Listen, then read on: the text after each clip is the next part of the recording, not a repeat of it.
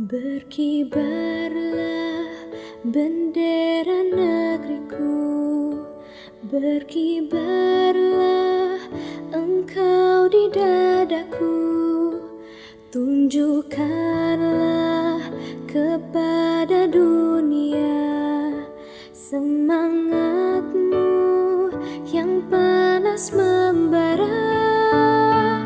Daku ingin jiwa raga ini selaraskan keanggunan.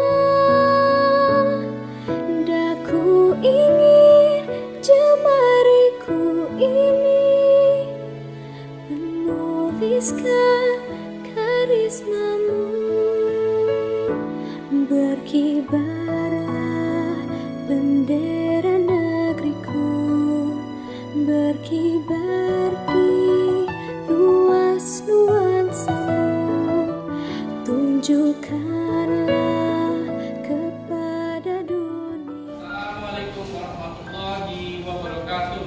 Waalaikumsalam warahmatullahi wabarakatuh. Selamat siang anak-anak. Siang. Apa kabar kalian semua? Baik. Baik ya, anak-anak kelas 7C, anak-anak yang hebat semua. Yang pertama, Pak Guru ingin mengetahui siapa saja yang tidak hadir di pembelajaran kali ini. Siapa nak? Rasya, Jerolin, Fatan. Rasya, Jerolin, Fatan. Fatan. Kenapa Rasya? Kenapa Rasya? Jerolin apa? Jerolin tidak ada keterangan di sini ya. Oke, nanti tolong Pak kelas nanti konfirmasi menanyakan semuanya. Sudah? Oh, gitu. Sudah berarti ya, sama kita juga sudah.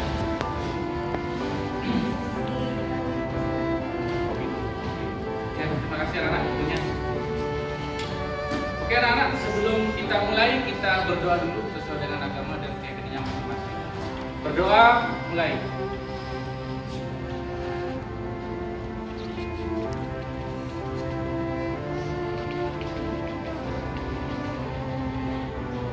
Berdoa selesai.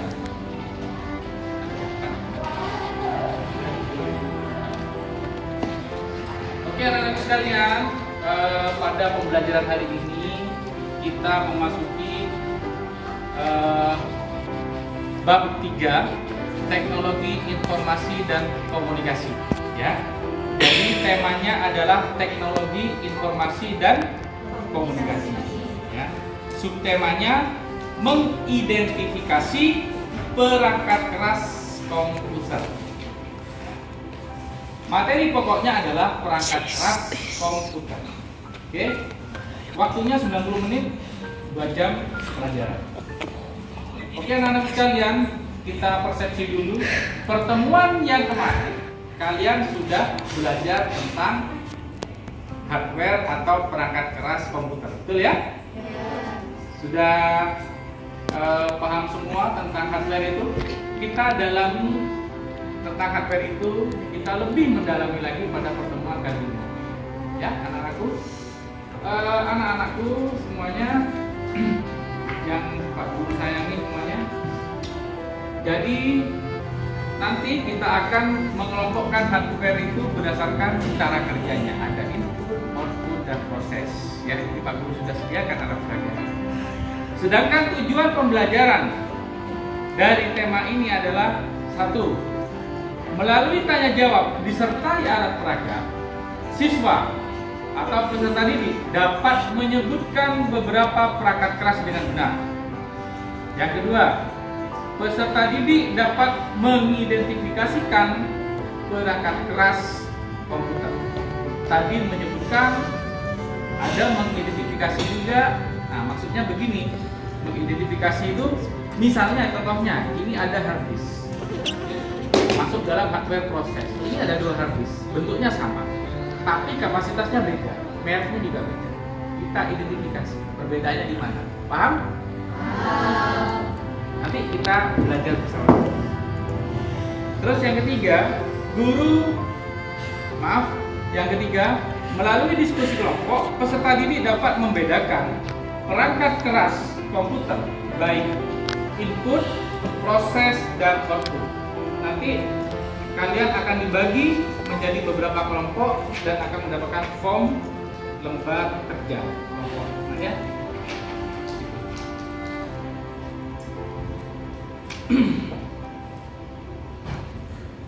Yang keempat, secara berkelompok peserta didik dapat mempresentasikan hasil dari kalian mengidentifikasi hardware ini di depan bersama anggota kelompoknya dengan benar.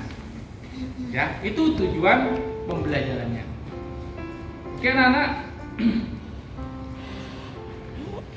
kalau ada pertanyaan misalnya, Pak, kenapa sih Pak kita kok belajar ini? Ya, ini sangat penting anak-anak sekalian.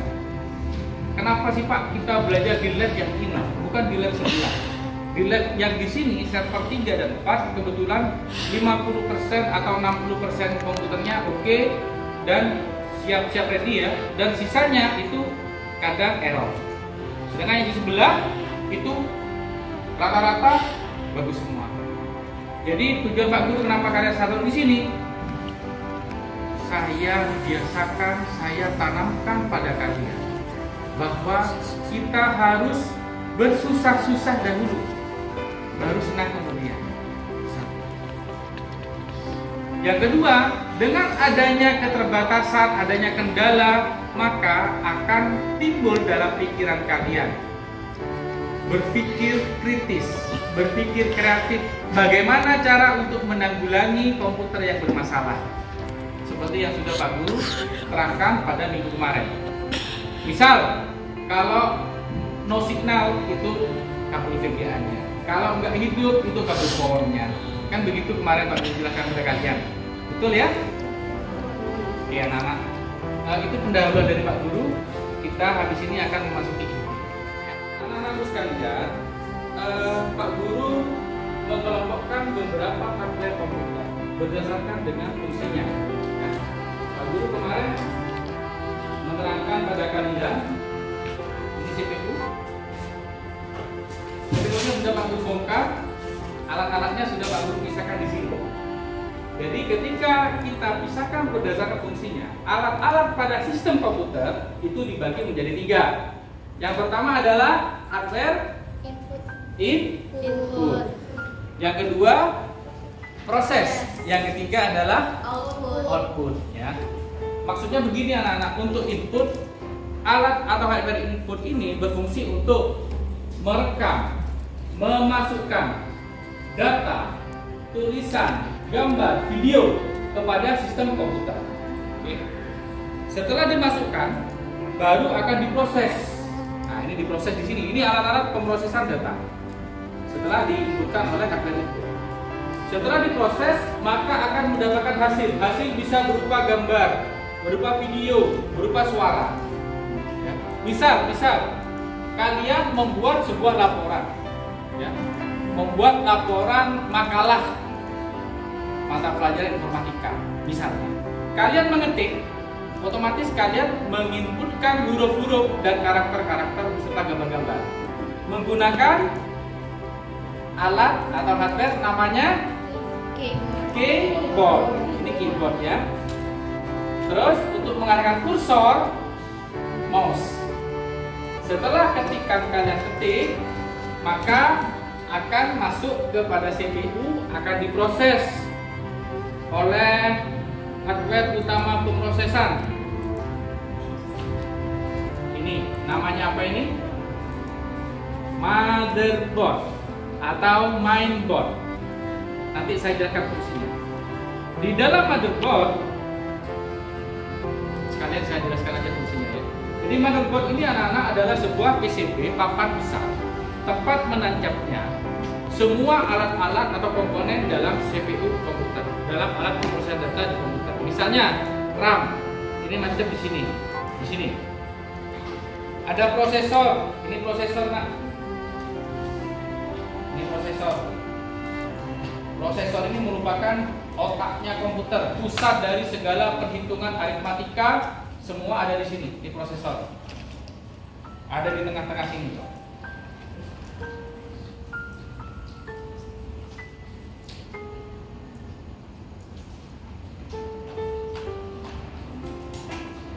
Terus kemudian ada hard disk. Ini hard disk. Hard disk dengan berbagai macam kapasitas penyimpanan datanya. Nanti ada kabel yang menghubungkan kepada motherboard. Ini kabelnya. Kabel data. Hard disk ada SATA dan ada paralel ATA. Ada serial ATA dan ada paralel ATA. Nanti kita jelaskan. Terus apalagi Pak yang bisa menancap di sini? Ada sound card, VGA card dan lain-lain. Ya. Terus ada lagi power supply. Nah, ini power supply namanya. Power supply ini adalah sumber dari listrik. Merubah listrik AC menjadi DC. Nah, setelah diproses datanya diolah, maka hasil ketikan kalian tadi akan keluar pada output pada hardware output, yaitu monitor. Setelah monitor oke, setelah dimonitor sudah oke, hasil ketikan kalian sudah oke, kalian akan mempresentasikan misalnya, maka kalian butuh hardware output yang bernama proyektor, ya, UHP proyektor. Setelah dipresentasikan dengan proyektor, kalian ingin mencetaknya, berarti kalian harus butuh alat atau hardware output lainnya yang tidak ada di sini, yang disebut printer. Betul ya, itu alat pengeluaran itu. Kalau ini mengeluarkan hasil ketikan kalian, ini mengeluarkan berupa presentasi nanti sinyal, ini mengeluarkan suara. Kalau printer mengeluarkan print-printan atau kertas yang sudah kalian ketik. Secara garis besar, sistem kerja komputer ini itu bisa digambarkan oleh bagan seperti ini. Bagan ini ditemukan oleh Van Neumann atau bisa disebut dengan arsitektur Van Neumann. CPU, kotak tadi, kontrol unit dan alunya, ya, akan saling berinteraksi dengan input device yang tadi, I/O port, input output port. Ya, input output port itu ada di sini nah. Nah ini input output portnya di sini di motherboard ini. Kalau diletakkan di casing, nah jadinya ada di belakang sini. Nah di belakang sini nah. Jadi kamu mencopkan mouse, printer, segala macam di belakang casing ini, atau lebih tepatnya di motherboardnya ini, ya. Terus I/O port dia ke output device-nya. Memori RAM dan ROM itu saling mendukung dalam memproseskan data. Kalau RAM fungsinya untuk penyimpanan data sementara, sifatnya membantu prosesor bekerja. Sementara ROM itu fungsinya untuk menyimpan data secara permanen. Tidak akan terhapus kalau ROM ini, kecuali kalian yang menghapus. Kalau kalian tinggalkan, selamanya akan terhapus. Kalau RAM, ketika sistem komputer di restart, maka segala data yang ada di RAM akan terhapus. Di HP kalian misalnya, ada fitur pembersihan RAM nggak? Ada ya? Nah itu supaya RAM-nya nggak penuh, supaya kinerjanya. Kalau RAM-nya penuh, kalian paksa bekerja, apa yang terjadi? Nge-freeze, lemot, ya, itu bahasa kalian. Artinya ada gangguan pada kinerja sistem komputer atau sistem di HP kalian. Kalau RAM-nya dibersihkan, kosong lagi. Jadi siap membantu prosesor bekerja lagi. Begitu nah alurnya. Oke anak-anak sekalian, saya minta untuk bentuk kelompok, satu kelompok berisi 6 orang, ya. Jadi ini lembar kerja kelompoknya seperti ini. Ini ada nama kelompok, ditulis nanti Di sini sudah saya sebutkan RAM, keyboard, printer, VGA, prosesor, hard disk, mouse, soundcard, monitor, scanner. Sudah saya sebutkan di sini berdasarkan apa yang sudah saya terangkan tadi. Nanti kalian bisa di checklist RAM ini masuk ke device yang apa atau hardware yang apa. VGA masuk ke hardware yang mana? Ya, kalian checklist.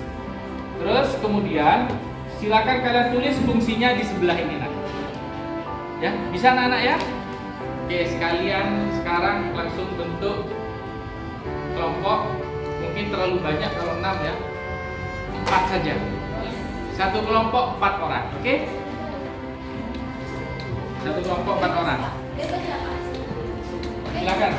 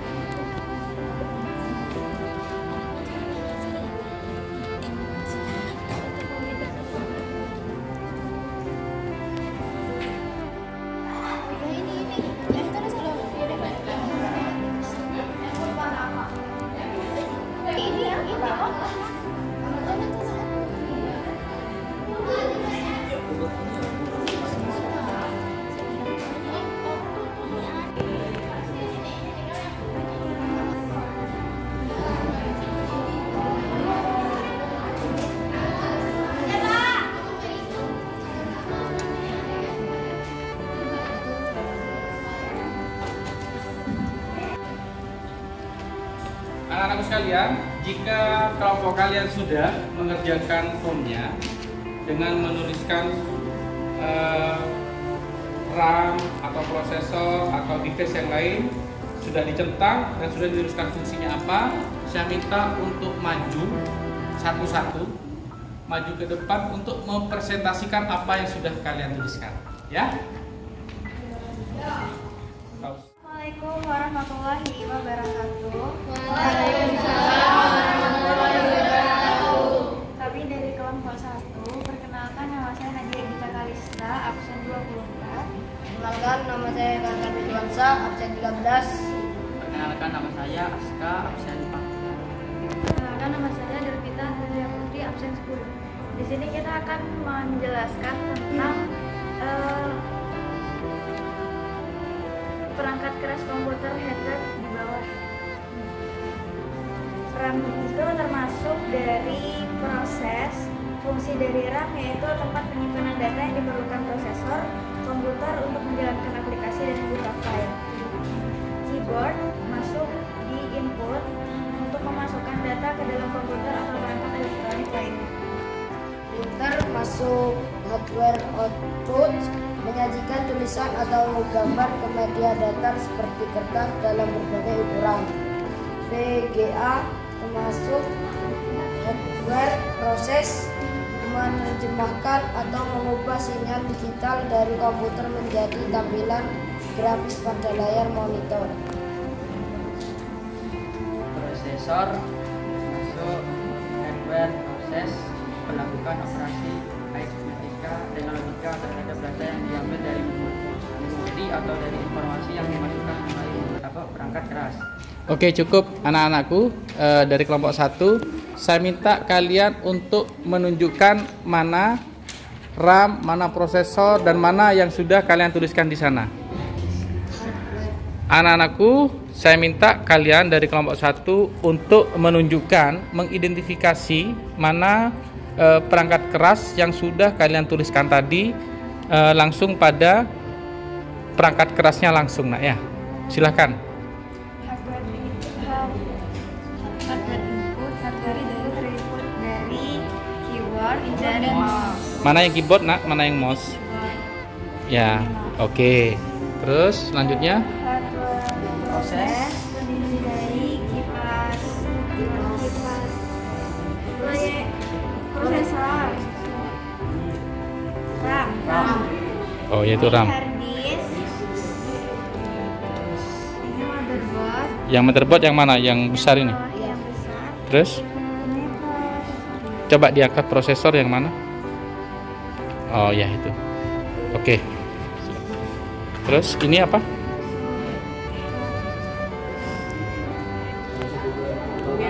Ini power supply. Oke, lanjut. Output terdiri dari prosesor, Proyektor. proyektor, musik, speaker, monitor. Oke, sip. Terima kasih kelompok 1. Oke, anak-anak sekalian, tadi kita sudah mengerjakan form atau tugas kelompok dari Pak Guru dan sudah mempresentasikan per kelompoknya satu-satu di depan.